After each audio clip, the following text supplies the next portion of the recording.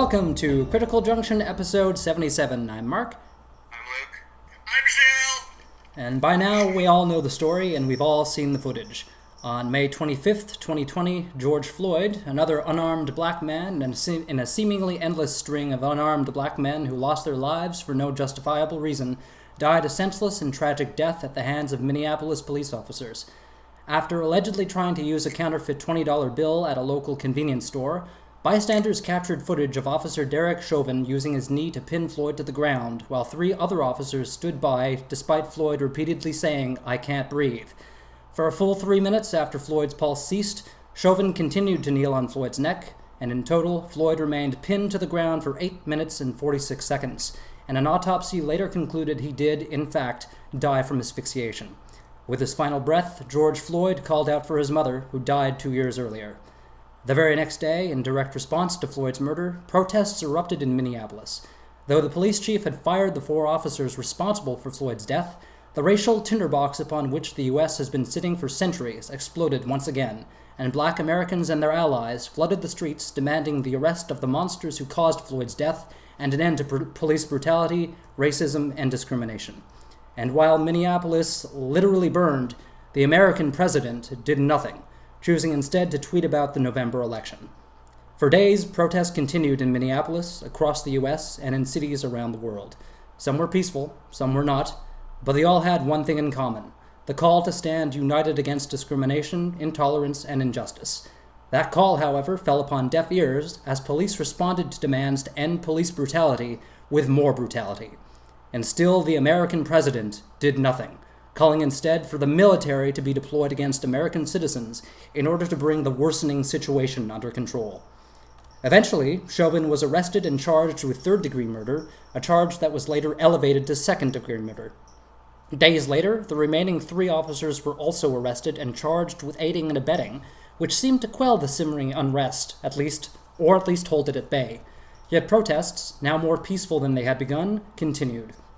But rather than try to foster that peace, the American president chose instead to fire tear gas at a group of peaceful protesters gathered outside the White House in order to disperse them so he could cross the street to have his photograph taken as he stood in front of a church holding a Bible upside down.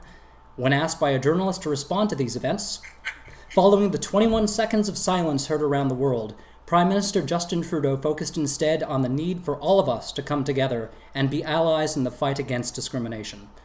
The following day, the American president cowered in his bunker as a cage went up around the White House, as politicians and world leaders joined the growing chorus of voices denouncing racism in all its forms and demanding an end to violence against racialized individuals.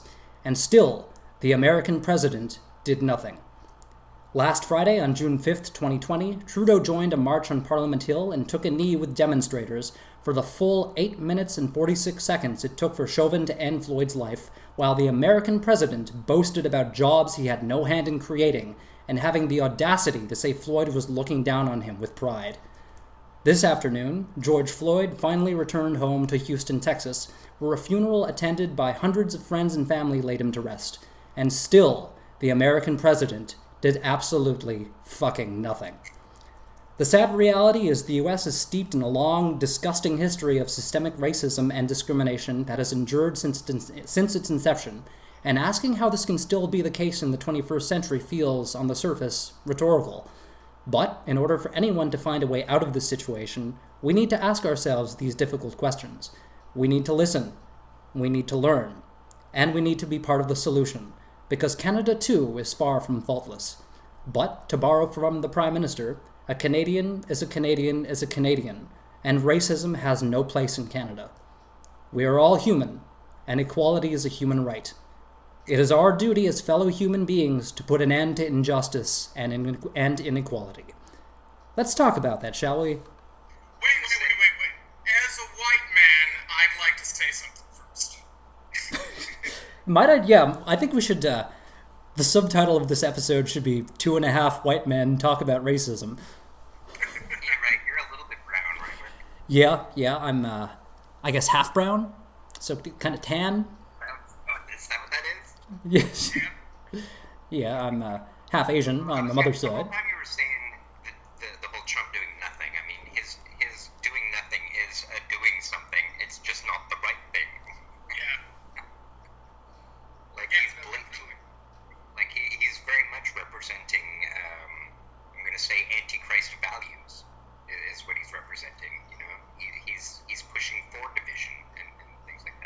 that's always been talked about in terms of his presidency. That's his way, it seems. Like, he doesn't give a fuck. No, It's all pure ego. it seems like he's deliberately trying to test any convention, any boundary. In his mind, like, there is no such thing as a limit that is binding to him because, I don't know, he's literally always been kowtowed to by, what, you can't hear me? Yeah, little louder. Yeah, so I mean, he was born into the ultra-rich class with his parents kind of conferring this real estate type of business, and so he's never actually had to contend with any class other than his own, right? And so I think he just has no concept of the like the actual, like, living in another man's shoes, like the people that he now has power over. He has no sort of reference point to have empathy, or, Right. which is ultimately what would be required to respond appropriately to this Just in general. the meaning of this situation. Yeah, People who respond in any... but just seeing what's happening out there and just the amount of people who have come together to protest this thing again, can anyone really be that lacking in empathy to just fucking tweet how awesome he is and just disregard what's going on around him? I don't think he even has to disregard. He's able to just ignore it. Like, he can really just put his blinders on. Well, that's just it, yeah. And he doesn't even have to actively put blinders on because he lives in a context that are literally those blinders all the time, right? So he doesn't have to, like, lift a finger to make the blinders go up. They just are around him all the time. And it's like with what you mentioned in there about the photo op, the now infamous photo op, where he decides he wants to walk across the street through the protests, or rather immediately after having suppressed the protests and squashed them, at least in that immediate vicinity, to walk across to the church and have a photo op with an upside-down Bible in his hand in front of a church. And like, one of the funniest things about this whole thing, so apparently either he or Barr would have ordered the law enforcement forces to do that, right? To get rid of all of the demonstrators. And if we're going by what we were just talking about, I guess that I would probably say it's more likely that Barr would have just taken it on himself to make that order rather than it needing to come from Donald Trump. But yeah, I mean, that whole incident, that's just like sort of the ultimate expression of their disconnectedness, and maybe even contempt for the, like, everything about this current movement. Right. Like, it's just... Like, you couldn't have a more opposite reaction. Like a more oppositely appropriate reaction Right. to this thing. Like our prime minister, he takes a knee.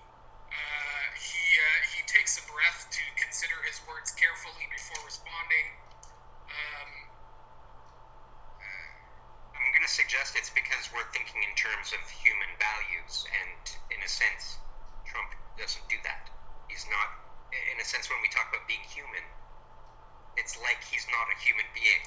Right. He's not identifying as a human being. He's something better than that. He's something above it. Well, I want That to can squash. I want to pivot away from Trump for a little while, or for the rest of the episode, because I fucking hate talking about him for one thing. But I want to focus on. Sure, except for one more thing before we focus on Sure. the thing that really makes me laugh about this church incident, photo op incident, is how they're playing that whole semantics game, equivocating about Tear gas? the reports on it that said that it was tear gas that was used on them, while colloquially this is a synonym for what was in fact used and clearly evident on all of the video that we can see of it. Right. They're still just denying. They're saying it's fake news because they said tear gas, and we have like this little technical definition here where we can say the OC gas that we used on them, the pepper balls, have their own name, and tear gas can technically refer to something slightly different. Yeah, I saw. Even though all the experts they acknowledge that the OC gas or the pepper balls or tear gas itself all have the exact same physical effects on people, and so they're indistinguishable for each other, and so colloquially they are called the same thing. Yeah, I saw the White House press briefing the day after this happened, with Trump's press secretary, and a journalist asked the question, like, did they? It wasn't did they fire tear gas, but they brought up the issue of tear gas having been used, and immediately she stops them and she's like, no one fired tear gas. And the journalist pressed on, like, they fired a chemical agent that released a gas to disperse these protesters. But then she went back again on her notes and just insisted tear gas wasn't used, when in reality, we all know she was just equivocating on the definition of tear gas. Like, a chemical agent was used that was fired into the crowd to disperse them. For all intents and purposes, it was tear gas that was used against them. Am I wrong, or is there like some weird sort of counterintuitive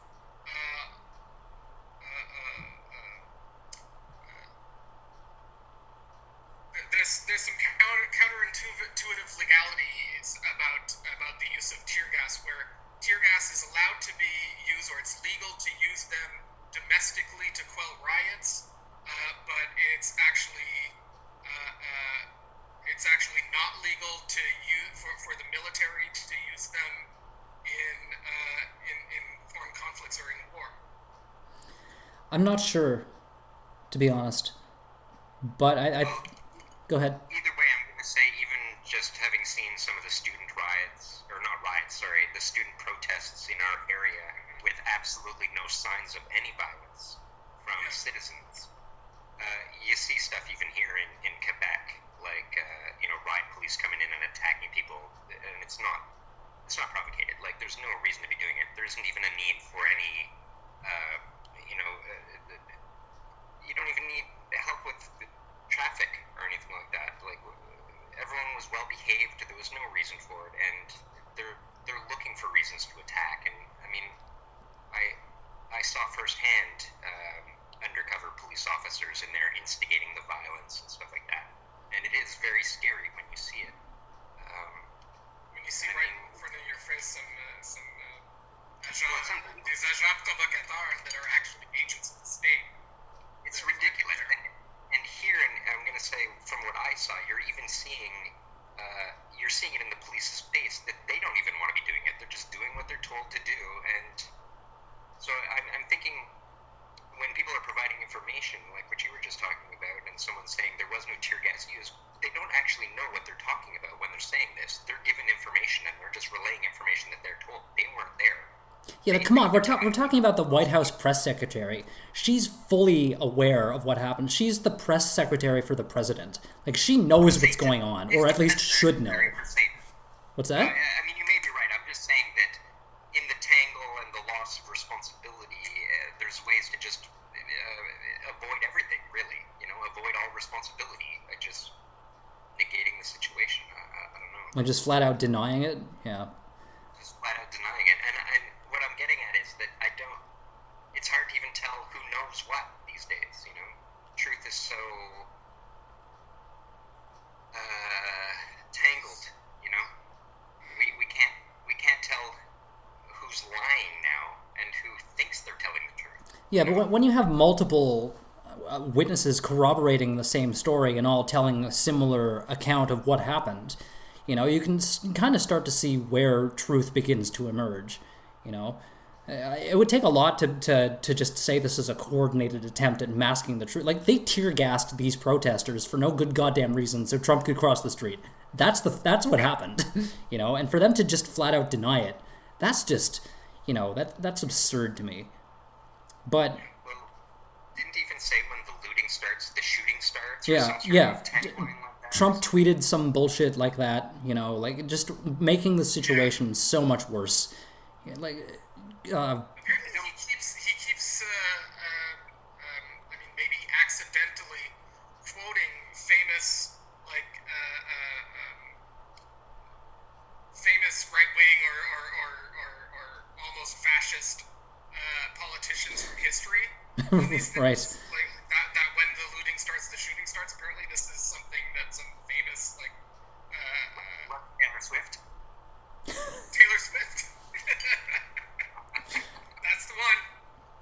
That's the famous historical neo-Nazi I'm referring to. So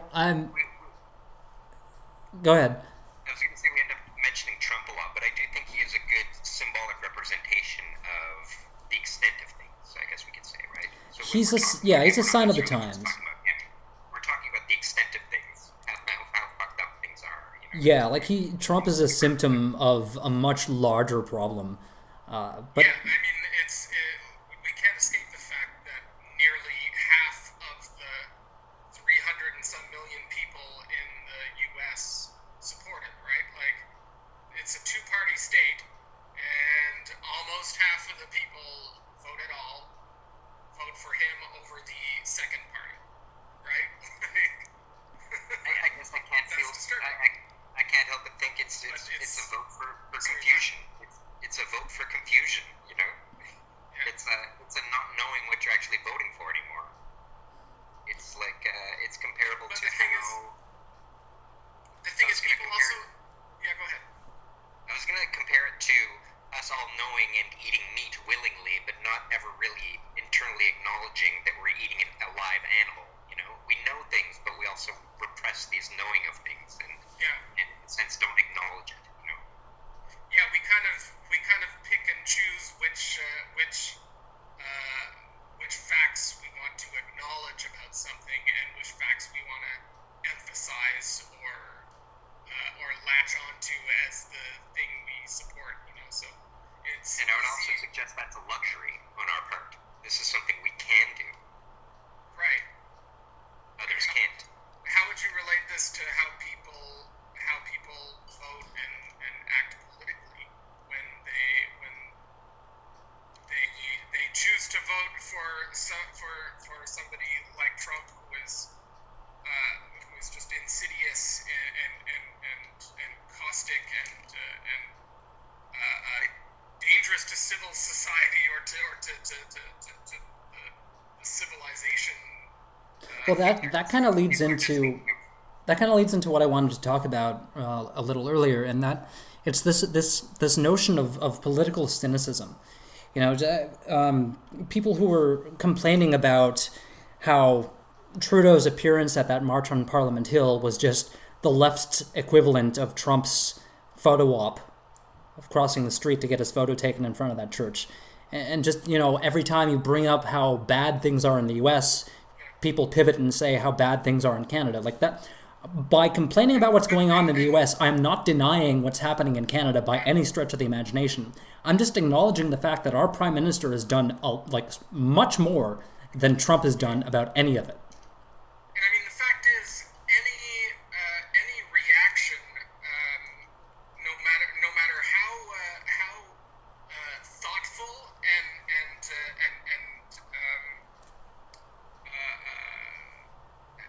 considered to be appropriate, will be criticized by an issue when you're talking about a response to a movement that is involving like the entire populace of millions of people, right? Right. So you've got people that are trying to react in the right way, but even the people who they are on the same side as will there will be those among them that'll find a reason to criticize them as harshly, if not more harshly, than the perpetrators of the actual thing that the movement is meant to be protesting in the first place. You know what I Right. mean? Yeah. This is one thing that characterizes like a lot of politics now. Like these, I guess the concept of purity tests and stuff kind of falls into that. But like in American politics, you've got sort of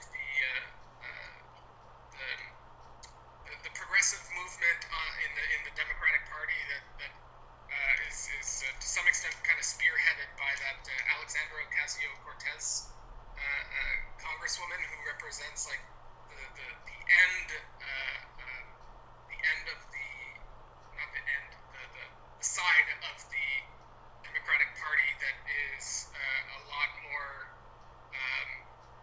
progressive and focused on like changing these policies to be more social democratic kind of focused. Looking at the socioeconomic situation and trying to correct things. And Right. a little deeper into the situation, like the actual problem at hand. Yeah, and that's awesome, but there are also elements in that movement that will actually find the moderates in their same party in the Democratic Party or people like the last President Obama and lay more blame at their feet than at the other opposition party, the Republicans, that are more the engineers of the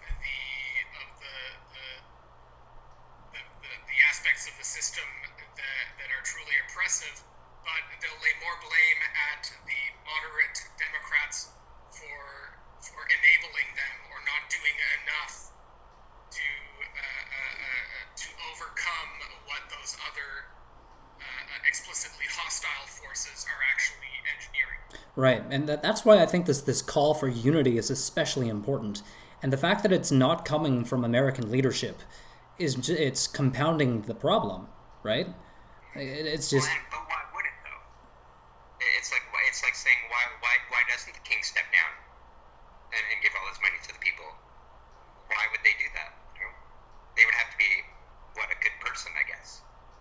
ultimately, I guess you're right. Why would they do that? You know, why would any leader do that when they're in the position of power? They want to keep it.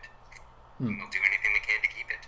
Well, speaking of power, there's been a lot of talk about, well, since this is primarily an issue of police brutality against minorities, the idea of defunding the police. Defunding, yeah. So this is an example. Yeah, actually, Minneapolis City Council voted recently to dismantle the police department and just replace it with some other entity. I don't know what they're going to do about it, but what do you guys think about that idea? Can you imagine private police? Like, if we think there's a violence problem now, some private corporation taking over, like... See, I don't know if they're going to go with a private corporation or how they're going to do it, but just in general, what do you guys think about the idea of completely either cutting funding to local police departments or just flat out dismantling them? So what I understood about the Minneapolis situation specifically was that they intend to disband that police department. So what I understood that to mean was that everyone that was there part of that small detachments kind of culture, at least that local part of the culture, that local example of the toxic culture, will be gotten rid of, but it doesn't mean that police department won't exist anymore. They'll just have to bring in new people. Okay. That hopefully aren't embodying the culture that was toxic in the So what is that going to change? Like if they don't fix the root of the problem. That's the thing. The defund the police movement. It's like or concept. It has a whole bunch of different meanings. Some people mean just to reduce their funding. Some people mean to actually completely abolish the police. And there's not unanimous agreement on. No, you're right. You're right. So let's address. And like when the mayor of Minneapolis was at a protest, kind of doing a lot like what Trudeau did on June 5th when he went to take a knee. The Minneapolis mayor, he went to the protests, and these protesters that are pushing this idea of defund the police, they tried to make him answer a yes or no question. Do you support defunding the police? And the protester who asked him the question, she was one of these like megaphone kind of protest kind of leaders there at the event. And when she posed the question, she said some things that made it sound like she meant that more extreme version, which just means we don't want any police here. Right. We don't want a police force at all. We don't want any law enforcement. We don't want any sort of security kind of agency for this municipality. That's how she made it sound, and he responded that he did not support a complete abolition of the police in Minneapolis, and then he got booed out of there. Right. Everybody was just like boo, boo, you know. Yeah. So you've got and from what I've been seeing of this Minneapolis mayor, like you almost couldn't have a more kind of allied type of figure for this kind of happening right now, right? Like for in terms of places where you have a mayor of one political stripe or another, he seems like he's of the ilk that is most sympathetic to this kind of stuff. Right. Yeah. So you're. And yet he's being booed out of there and like treated like as if he's like as bad as Bill Barr, you know? Yeah. Well, when Trudeau. You didn't say what I wanted you to say. Boo. Well, it's like when Trudeau arrived at this march on Parliament Hill. Initially, he was greeted with chants of "Go away" or "You don't belong here," you know. Despite the fact that, let's acknowledge the fact that he ultimately hasn't done anything concrete to address the problem. Let's lay that out. But just the fact that he was there, you know, shows that he is an ally to the cause. And it's the same situation as the mayor in Minneapolis being booed off stage for expressing this thought of not supporting a complete abolition of the police department. You know, just you gotta acknowledge an ally when they present themselves. You know, but you're right about the. And I mean, fruitfully, there is a lot of talk out there from people at all levels of access to the levers of the system that are considering like really kind of revolutionary reforms of police. You know, imposing these kind of strong kind of limitations on the use of force. Changing how complaints against the police and charges and get handled and adjudicated. You know, changing like the prosecutors often that are meant to be prosecuting the police themselves when they get charged in incidents like these. Often they're the same prosecutors that have to work with the police Right. to prosecute other people who are legitimately accused and charged of shit. Right. It's the circle jerk mentality of let's investigate ourselves. You know, like Yeah. like, that's not going to lead to anything. So there's some meaningful kind of proposals for complete reform, if not like revolution of how you handle Right. police. And yet people in these protests just want to say, like, let's throw the baby out with the bathwater, because the bathwater is racist. Right. You know, like. Because the bathwater is racist. It has to be addressed that it's a deeper issue than just stopping this and that. It's an entire system that needs to be addressed at this point. Yeah, There's like an overall socioeconomic issue here. for sure, like that is definitely one aspect of it. It's an extremely important aspect of it, and that definitely needs to be addressed. But the entire way of how police officers are admitted into the force needs to be changed from the ground up, because you get more training as an electrician than you do as a police officer, and like, in my opinion, you should have at least a 4-year degree in criminology before you even are admitted into the police academy. And once you get there, you should undergo another 2 to 3 years of actual training that involves courses directly related to how to approach various situations that you will be dealt with, or you'll be faced with once you're out there as an officer. I'm thinking there's a general issue though with who steps up to become a police officer in the first place. Well, you didn't let me finish. If you included a psychological test as part of this training, that would help weed those people out. I mean, I guess so. I always think of the difference between firefighters and police officers. Like, who are you going to go to for safety? Really? Who would you rather go to? I'm already at the fire station. Yeah. I'm swinging down the pole. Like, I'm trusting those guys and gals. Yeah. No, I'm the trust. I mean, I'm with you. Like, but yeah, you're right in saying that maybe the occupation of law enforcement attracts a certain type of individual.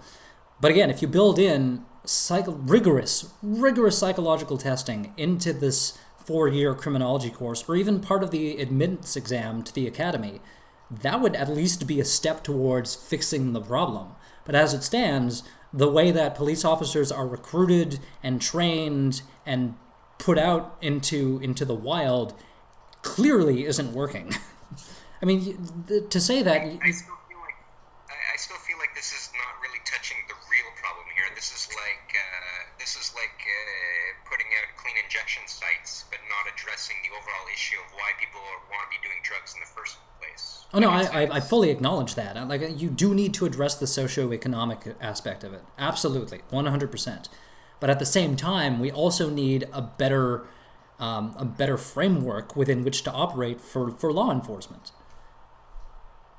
Yeah, well, we need more accountability. Absolutely, yeah, absolutely. Like, the idea of this like self-investigation thing, that just needs to stop, because what kind of results do you get out of that, right? Like, most of the officers who are charged in these types of incidents are just, they get a slap on the wrist and they're back to work in a couple of months.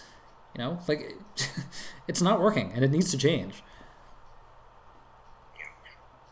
Like, having actual independent oversight over law enforcement agencies would be another thing to consider. Why we don't have that is just mind-boggling. What do you guys think?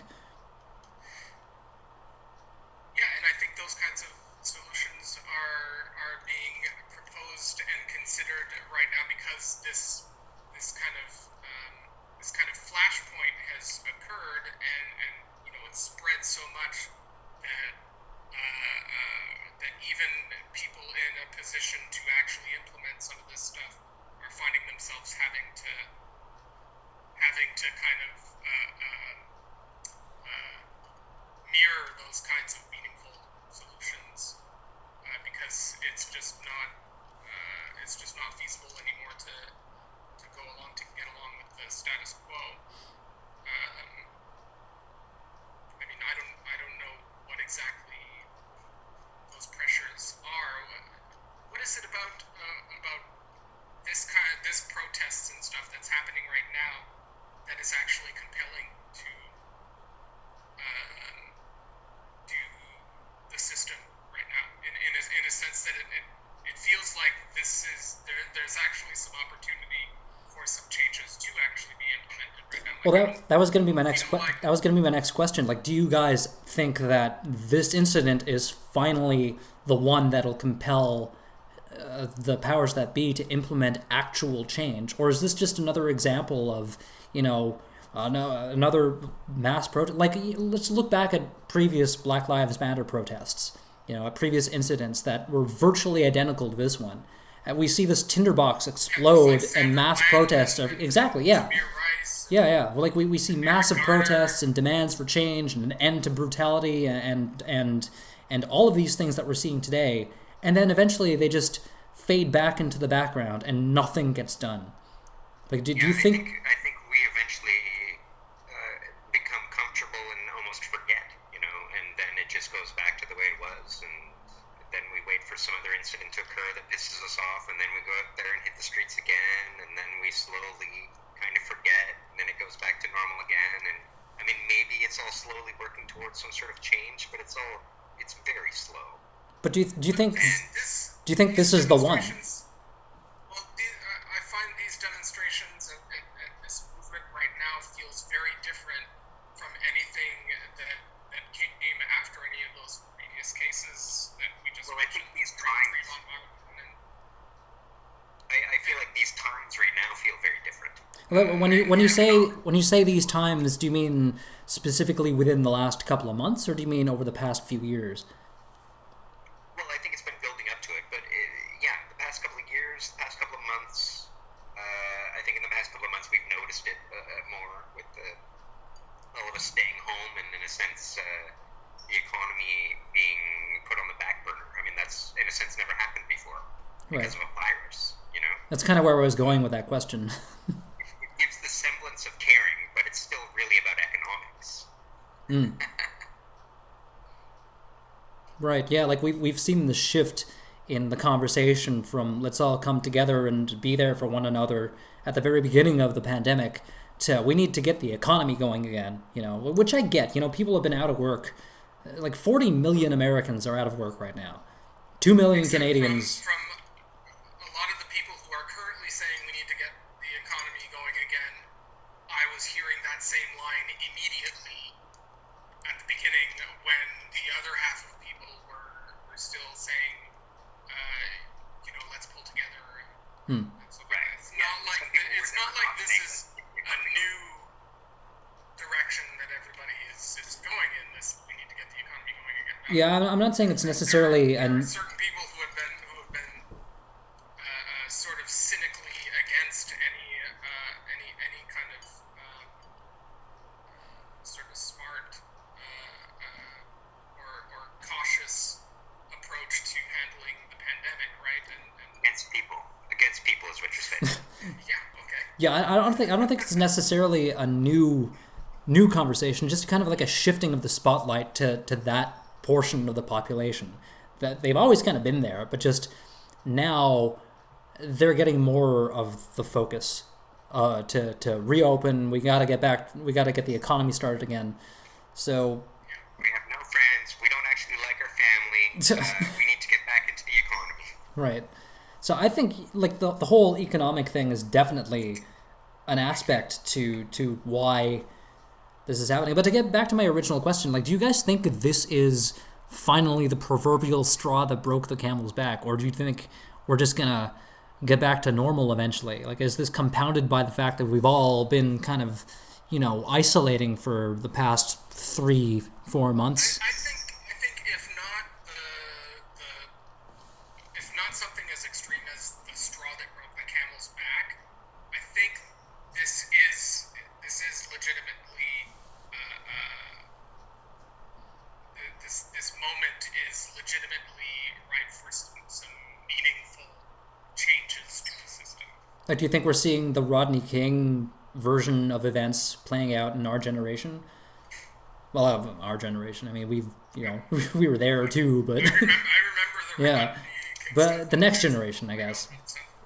Is this today's generation's Rodney King? It's still the same story. It's not just, chapter 17 or whatever. Same Right. story. Am I wrong? Except when Rodney King happened, there weren't protests all over the country, and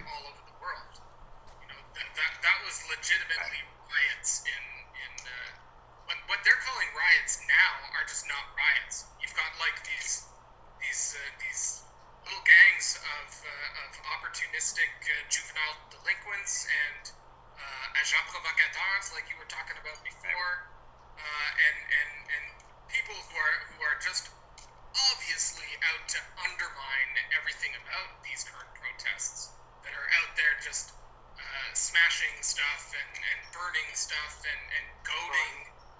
We've even seen evidence the protesters around them into or goading the police into actions and violence that just the appetite or the spontaneous desire doesn't seem there for most of the protests.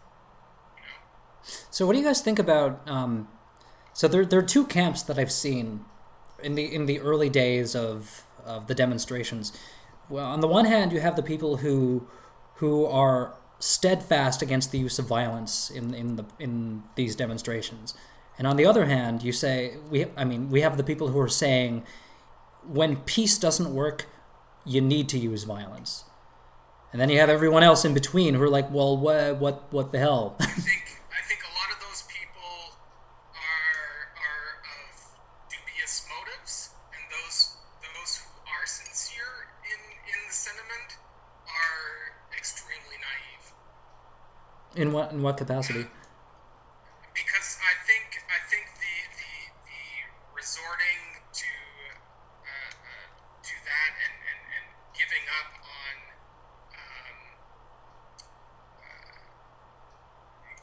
on more civil courses of action and civil disobedience and nonviolent protest and redrawing of policies and lines in the sand and stuff. I would still suggest, though, Gilles, it in a sense it takes a certain type of violence to get the ball rolling, not a civil disobedience, but more of a Gandhian violence sort of thing. Like I'm using Gandhi as an example there. Like it's still a form of violence. See, I was watching an episode. I don't like that kind of equivocating over the use of the word violence. Like I don't think just because protest or movement is effective in radically changing something that you want to call that violence. I think you do that a disservice because when others say that the only way to get any change is through violence, they actually mean violence, and what that usually ends up doing is just giving cover to more repression, and it usually peters out very quickly, and you end up with some ineffectual non-change like what happened after the LA riots with Rodney King. That didn't actually lead to anything because it wasn't a broad protest movement that really extended as much as this current one has, like internationally in all of the country, and it was extremely violent in that local area, and all they did is just brought in the National Guard, and I guess what I'm getting at is that no one's going to step down voluntarily. It has to be forced. I don't think it's necessarily an issue of anyone having to step down, but more so, systemic changes in policy that lead to these things happening or allowing these things to happen in the first place. Like, if there's enough demand for change, then, does violence help bring about those systemic changes? Or is it just harming the movement in general? I'd probably give the example of the Why Me situation and how... Do you mean the Me Too movement? Sorry, what did I just call it? Well, why? The Them Too movement. What I would suggest is, as annoying as many people speaking out about something may be, that annoyance Right, And and so we may be looking at it and not understanding it at the time, and maybe even rolling our eyes at it, but then we look back at it and go, oh, that actually did do something, though. yeah, like I'm reminded of an episode of Star Trek Deep Space Nine, past, present, or Surprise! but I was just watching it this afternoon, and it's this like the concept behind the episode is Cisco, Dax, and Bashir get thrown back into early 21st century Earth. Oh yeah, I know which episode you're talking about. Yeah, around the year 2024, where something called the Bell Riots caused this catalyst for massive social change, and like the fact that a riot ultimately led to ongoing peace and like fundamental change in the way that the country and the world effectively was being handled at the time, was due to this massively violent riot. So do you think there's a place for that type of violence in terms of it leading to that type of systemic fundamental change, or does I'm never a spokesperson for violence, but I would suggest that violence can inspire change. Sometimes even just in the avoidance of that violence. Anyone that went to a world war, any veteran of a world war is going to tell you, let's try and avoid a world war at all costs, kind of thing. And So where do you draw the line though? Because let's say the violence that could be engendering change here is the violence that was done against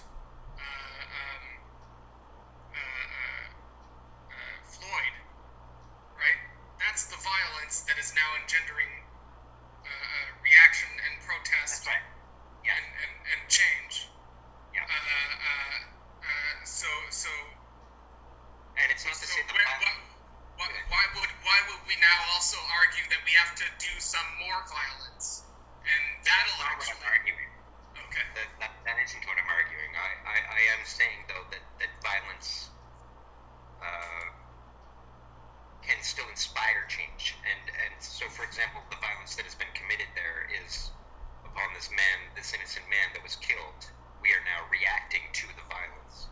I'm not saying that the violence itself is good, but it can still stimulate things. We can, in a sense, we can use bad things for good things. Sure, I can see that. And it's to encourage the good things from the bad things, if that makes sense. I know why the cage bird sings, guys. I think It's very poetic. I think I'm in tentative agreement. Like it can be used as a catalyst for change, but at the same time, I'm not sure if just the immediate push or the immediate call to acts of violence will get us there. I think like just the immediate cry for burn the fucking thing down isn't necessarily the right way to go. Like, I understand the reaction to it, and What was that term that they were calling an arm of the Trump voters? They called them accelerators or something like that. Yeah, accelerationists or something like that. right. Like the Steve Bannons of the world, who are just like burn the motherfucker down kind of thing. Yeah, burn it all down to the ground so we can start from scratch. Right. Like I don't think that's the way to go, but That's not the way to go. That's how you lead So to that's like a the failed Armageddon way state. to go. yeah. That's I guess that's how you reform a place like the Roman Empire, right? Right, yeah. Let's see how how well did that work out for the Roman Empire? Right. Yeah. Yeah. Died after it died. It It didn't just didn't rise up. back It just fresh and shiny and new. yeah. There's no phoenix from the ashes. It kind of choked and died. But yeah, no, I can see where you're coming from, Luke. I think there's a place for it as, like I said, a catalyst for to inspire change. But just the immediate call to burn the motherfucker down isn't the way to go, and it just ends up harming the movement And altogether. I've heard some people rationalize or sorry, I just got like an echo in my ear. I've heard some people sort of rationalize and justify the abolition of police idea by saying, well, you kind of need. Oh, we lost Jill. Nice freeze frame on his face, though. Look at that. Oh, uh-oh. I think and Jill is gone completely. Oh, yeah. Luke, what do you think? Okay. Oh, wait. Okay, Oh, you're Jill's back. back. Hey, you're back. Okay, you're coming back. Yeah. So what I was saying was that there's some people that are calling for like okay. So there's some people calling for the actual abolition of the police, and other people who are just don't support that, but who justify that narrative or that tactic of calling for that in terms of sort of a pendulum effect, you know, so that you go farther to the extreme, so that a movement more in your direction, like pulling the Overton window, or a movement in your direction seems more achievable and acceptable, right? Because there's something even more extreme that you don't want to go to. So okay, I guess then you're not quite as extreme. Demand over here is okay. Right. Yeah. I mean, what do you guys think about that kind of strategy? The idea that we should actually have an element of our demands or of our movement being utterly unreasonable and proposing utterly unreasonable things, and we should entertain those utterly unreasonable strategies just because it has the secondary kind of effect of pulling the Overton window our way. That's like an old sales tactic, right? That foot in the door thing where you propose something ludicrous and then backtrack and give your actual demands. Right. I mean, Yeah, it's like lowballing in a negotiation. yeah. I'm going to say it sounds sort of behavioristic. Like if it works, it works. If you're saying it actually achieves some sort of improvement, then I mean, maybe, you know, I don't know. So I'm going to take the behaviorist approach on that one and say, sure, why not? You know, anything that can lead to a betterment of society. Yeah. Yeah, I think I'm on board with that, but at the same time, like, you would have to be careful Is it about actually how. true, though, that it has just that effect, that it has that benign effect, or can that seriously backfire? Well, see, that was what I was gonna say. Like, I can agree in principle to the method, right? But you got to be careful about how extreme your extreme demand is, because, like you said, Jill, it could end up backfiring big time, and you get nothing out of it. Backfiring both because now you're associated with some batshit stuff. So now even your reasonable position is dismissed because your reasonable position is associated with the unreasonable position. Right. Or it can backfire because that unreasonable position might actually get traction if there's enough of a naive popular mob. Yeah. To actually achieve it. Yeah, like you can get enough traction on it with people who are like, you know what? Yeah, let's burn everything down. Let's just to hell with everything. Like, yeah, that's a possibility. You know what? Maybe civil war is the right idea. Maybe we should nuke the whales. Yeah. Have you guys heard about the book movement, or like these kind of conspiracies online that talk about the boogaloo or the I've heard the name in passing, but I don't know any of the details. Yeah, it's like a code word for like Civil War II, you know? Civil War II, Electric Boogaloo. They could have chosen a better nickname. Yeah, no, it's so in the like 4chan forums and on Reddit. Of course it's on 4chan. You'll find a lot of these alt-right kind of sympathetic groups that'll bring up like the book, you know, and It immediately reminds me of what's that clown band? The Insane Clown Posse? the Insane Clown Posse. That's immediately where my So, mind and went. so these guys are kind of batting about and in their little echo chambers kind of talking or normalizing the idea of like Second Amendment folks getting out their guns and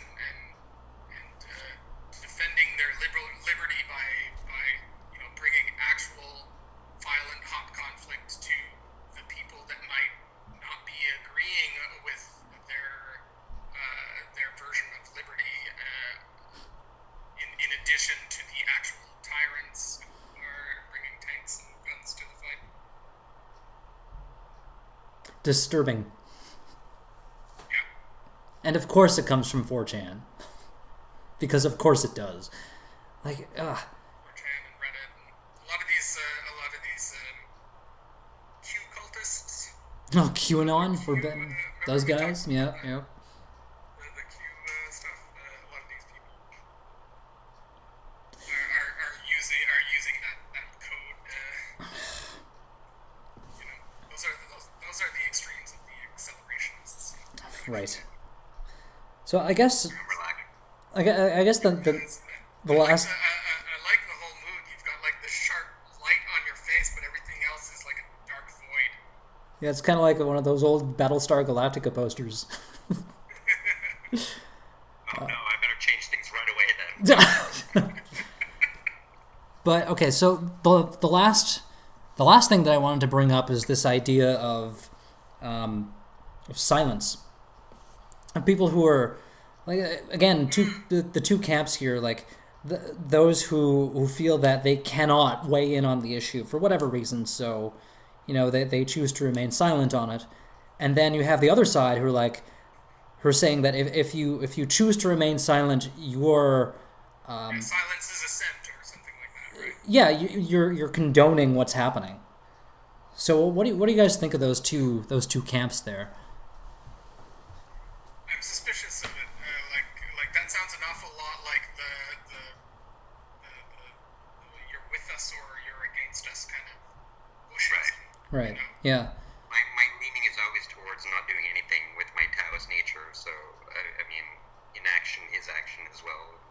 And, I mean, I think it's all just different circumstances there, different results with every unique circumstance. There's Right. no yes or no in that. It's gray. It's But not then like black and white. a big chunk of this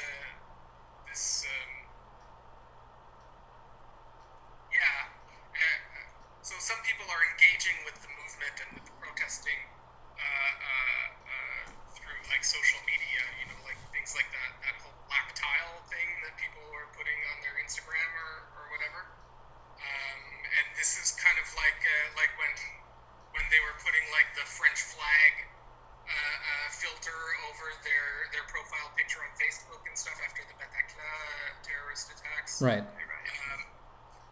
These are like these are common sort of ways of the average person to sort of participate in a protest movement, but I'm going to say, give their life fake meaning. Well, okay. Well, just a second. Just hold on. Like, is See, it meaningful, or is this really like sort of a pathetic imitation of actually doing something real? To address that, like there are people who are like, putting up a black square as your profile photo isn't going to change anything, or it doesn't contribute to the. It's not just about that black image. It's about everything that one particular thing represented on that day. It was about, being part of the movement, and B, the Blackout Tuesday thing was about not promoting yourself, not promoting your brand if you have anything to promote, and actually promoting black artists, black creators, black contributors, black activists, black social movements, and getting that to the forefront. And people seem to just focus on the fact that you changed your profile photo. Like that's not what it was about. What you're saying, Mark, is that you feel that it contributed to a communication. Yeah. By someone participating in it in a manner, it broadens the communication and speaks to more people. Yeah, and then you had the people who just shut it down as being like, oh, it's just another example of people putting up the flag of whatever insert country here that endured another massacre or whatever. But there was more to it than that. Right. Yeah. So I guess it can act as a kind of conscientization kind of thing, but when it's done on a platform that is um, sort of all about sort of superficial conformity and displays of some, I don't know, you're displaying to other people values or images and stuff like that. So it's not so much about actually doing something directly. It's about a show of some kind, right? Yeah, like for a lot of people. And if you're participating on these social media platforms, you're likely to already be conscientisé on what is meant to be conveyed by that square, right? Yeah, like for sure there are people who just did it. Yeah. Yeah, like for sure there are people who just did it because everyone else happened to be changing their profile photo on that day. They're like, oh, what's going on? And they want to be part of the movement just for the sake of being part of it, you know, to say that they're conscious of it or whatever, and like to feel like To borrow a term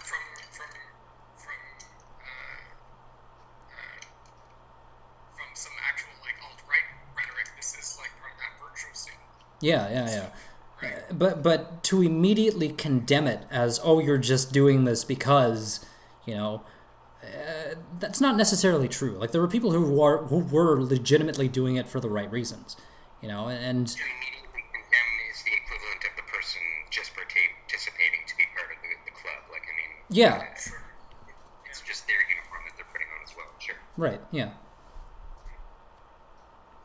I guess I'm just more generally sort of skeptical of any kind of social media, not just social media activism, but social media in general. Right. And like I kind of look side-eyeing at almost everything about social media. Like I participate in it very little, and I mean there's also movements going on right now which are about sort of social media cleansing and Right. actually, Like, yeah, I get that. I'm totally, yeah, I understand. Like, I'm very much active on social media just because of what I do, right? Like, that's just, it's part of, yeah, you're a lot more comfortable with it and a lot more adept at it than I am, that's for sure. yeah, and that again, it comes from, you know, my background and what I'm doing, you know, but at the same time, it's like, oh But my, also you seem to do it thoughtfully. and that wasn't always the case. It's like, yeah, And it's also not how most people I observe on social media do it. You know what I mean? what do you mean? Like the way most people I see using social media is really like sort of mundane forwarding of memes or narratives that are constructed by somebody else, you know, and it's been forwarded to you as being something clever, so it's good enough for you to forward. Right. And you see that kind of stuff a lot on Facebook. Yeah, Like, yeah. You know, extended family members that This is Gilles secretly talking about his sister. that have maybe questionable, problematic political views. Yeah. Uncle talking about his uncle now. But the way but the way I've observed you using social media is that you actually, first of all, most of what you post is stuff that you are prepared to actually argue and defend, and you also aren't afraid to engage in conversations about, let's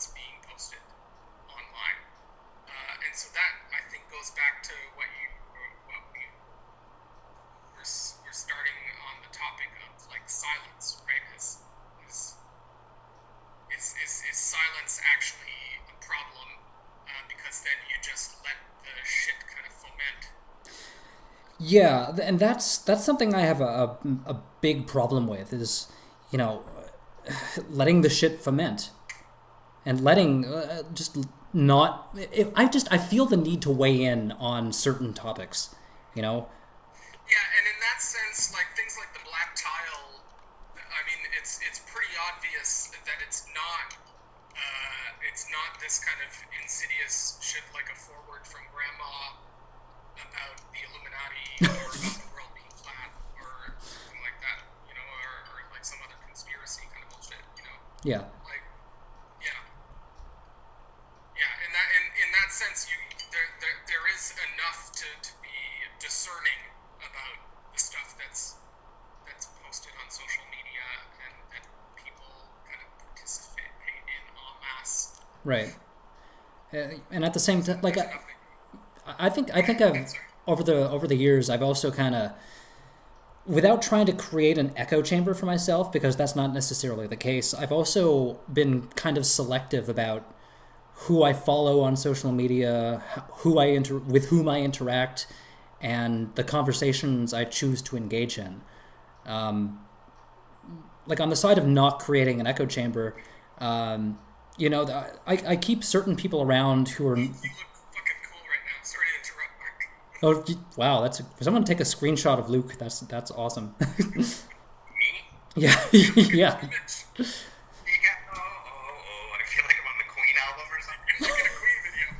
The boy from the poor family. But What were you saying, Mark? yeah, I also have people on my social media feeds with whom I don't necessarily completely agree with, you know, and I'll challenge them on some of their points of view, rather frequently, in fact, you know, because That pro-life guy? what's that? Like that pro-life guy? Yeah, right. That's a prime example, you know, because again, I feel the need to. You had like a discussion with someone about the Trudeau taking a knee, or about, was it Trudeau taking a knee or Trudeau taking that 21-second pause? You had like some back and forth with somebody. Yeah, it was taking the knee, and you know they were coming from that politically cynical perspective that I was talking about earlier. You know, just saying that it was just another, you know, leftist photo op, and how he's actually protesting himself because he hasn't taken concrete action to address the issue of racism. And Trudeau's the worst for that. what's that? It's pretending, you know? See, He that's really is a great pretender. but I think that's what I was talking about in this thread that I had going on my Facebook post about it, was that, you know, even if it's just a superficial act, that act alone is still infinitely more significant than anything Trump has done, and it was more positive. Yeah, it's still better than that, you know. I guess we could compare it to throwing some crumbs. Utter silence and just completely ignoring the whole issue. Right. Yeah, him taking a knee, and he came back with, you know, well, the whole tear gassing thing, but I shot back with that did physical harm. Trudeau showing up to this protest did not. Right? And if anything, it's at least as good as the black tile that cynical arguer would have put up himself. Yeah. And like the final hammer that I dropped on that conversation was in response to them saying, you know, we're coming from a place of privilege to be able to be talking about this. I'm like, I'm of mixed heritage. So I am part of that marginalized community that you're saying is standing up against Trudeau's action. And I'm well within my right to voice my appreciation for this one action. And that just ended the conversation right there. Because, you know, like, sorry, but I've experienced the issue. Maybe I'll make this my final thought for the night. But I have personally experienced what these marginalized communities have experienced. I have been a victim of racism in the past for as long as I can remember. You know, it happened in elementary school, it happened in high school, it happened when I was in my fucking 20s, you know? Just being told, you know, being called Chinatown, which is completely stupid because A, that's a place, and B, my mother was born in the Philippines. Being told to go back to my own country, even though I was born in Ottawa, which, if I remember correctly, is the capital of Canada, is it? So, like, I'm part of that marginalized community. I've been a victim of this kind of shit for as long as I can remember. So, to say that I'm coming from a place of privilege when I say I appreciate the fact that Trudeau took a knee for 8 minutes and 46 seconds after showing up unannounced to this protest, It's a bit of a scourge, this being offended on other people's behalf to show how woke you are. Yeah, like how. Let me ask you though, who do you think's being more sincere, Trudeau or Trump? Well, that's a great question. In a way, Trump. I mean, Go ahead. I have a suspicion that Trump is more sincere insofar as everything he's doing is just pure like lizard brain kind of ego. He only has to do what serves him in the moment, and he doesn't even need to pay lip service to the other. What I am getting at though is that Trump will take his shit and go, look at my shit, smell it, whereas Trudeau will take his shit and go, I didn't shit. I didn't just take my shit. What's happening? What Trudeau will do, even if he might, and I'm not going to say that he's insincere, but I'll say that even if he is maybe playing up the opportunity to show himself to be maybe more of an ally, more deep of an ally than he necessarily is, that at least the superficial action has an effect in terms of its place in the culture. Exactly. Right? Yeah. In terms of it being another brick in the wall of the culture and the narrative that you want to actually be raising consciousness about. Yeah, I completely agree with that, and like without trying to repeat everything you just said there, Gilles, like Trump is being more sincere in that he don't give a fuck, so he's being sincere in his not giving a fuck, whereas he's being sincere in his abject venality. That's nothing to commend. right, yeah, no, it's yeah, while it may be more sincere, it's nothing to be proud of. It's nothing to commend. It's nothing to applaud. Whereas, let's take the example of, and like I just loved what he, even if it may be a surface action, or if he was hamming it up, or being, or falling back on his training as a dramatist, the 21 seconds of silence that Trudeau took before answering that journalist's question, that in itself said more about his response than the actual response he gave. Because, like, maybe at the beginning he was actually considering how to respond to this and then just let it stretch on for dramatic effect. But the fact that he even paused at all, I think that was a genuine moment of... Yeah, he could have quickly tried to weasel out of it and like, right away... Yeah, he could... At the platitudes. Yeah, he could have easily fallen back on his talking points, just right away. And you've touched on something though, Mark, that Trudeau is really good at using silence. All the great orators are. Better than talking. Well, every great orator uses silence in some way. Like, look at the way Obama spoke. There were pregnant... What I'm getting at is that he just shouldn't speak. No, I don't think that's true. Like, I think that there's a place for silence in any great speech. Like, if you consider the way Obama makes a speech, there's a crescendo to it. Like, there are pregnant pauses throughout the entire rising intonation of him eventually reaching the point where we need to do something about it. And JFK did the same thing. JFK would punctuate what he was saying with pauses, and every great speech person does that, and Trudeau is just following along in that traditional political line of thinking. You know, he's an old school politician trained by his father from a young age to be part of that group of people.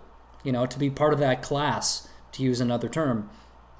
And Trump just isn't. Like I had the misfortune of seeing his quote unquote press conference on the day they announced the job numbers, and it was just rambling nonsense. Like there was nothing. He was like talking about nothing.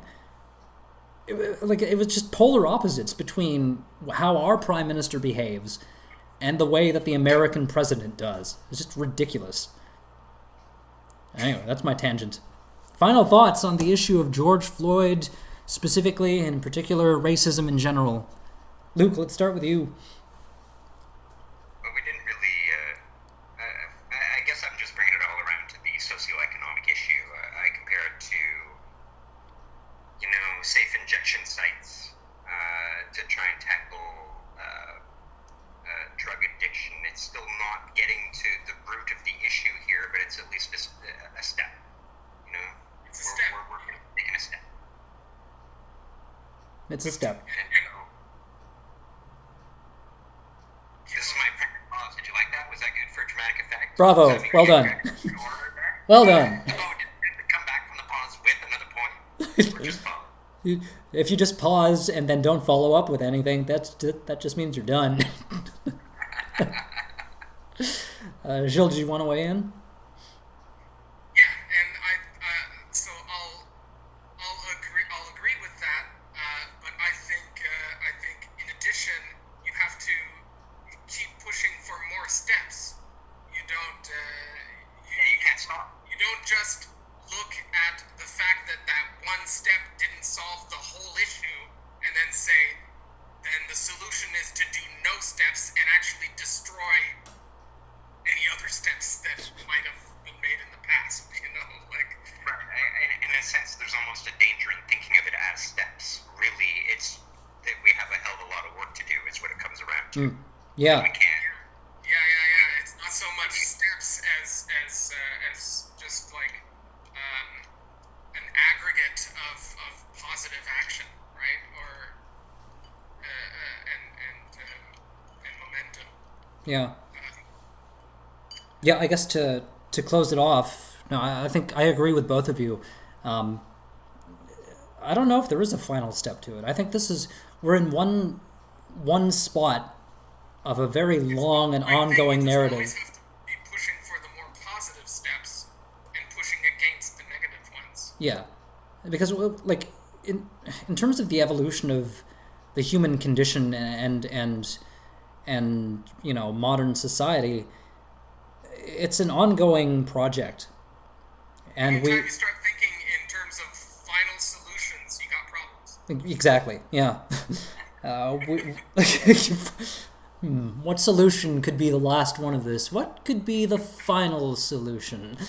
Right away you hear gunfire. That's all I'm thinking. Right.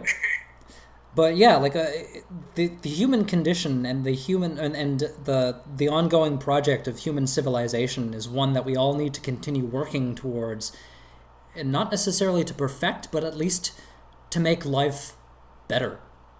And Best possible step in that direction is to not look at it only from the human factor, but just in terms of life itself. yeah, Stop isolating ourselves. And no, I shouldn't say that at this time. That's not what I meant by isolating ourselves. But I mean, stop thinking we're above everyone else. yeah, We're part of a larger chain of things, and absolutely, we still yeah. haven't quite grasped that yet. Yeah, we're part of this universe. We're not of it. And the sooner we realize that, the sooner we realize that we're all, fundamentally, We're all aspects and manifestations of a common, humanity and life and universe, right? yeah. You guys are. I'm in a vacuum. You guys. I just let you into my vacuum every once in a while. The sooner we all realize that we have more in common than we do our differences. We all realize we're all part first-person narrative. But yeah, like I just, it's an ongoing thing, and we need to come together to be part of the solution rather than standing apart and making things worse. This has been Critical Junction episode 77. I'm Mark. I'm Luke. Are you gonna sign off there, Jules? He was just being a good martyr. I was pausing for effect. As always, thanks for listening. Until next time, keep thinking critically.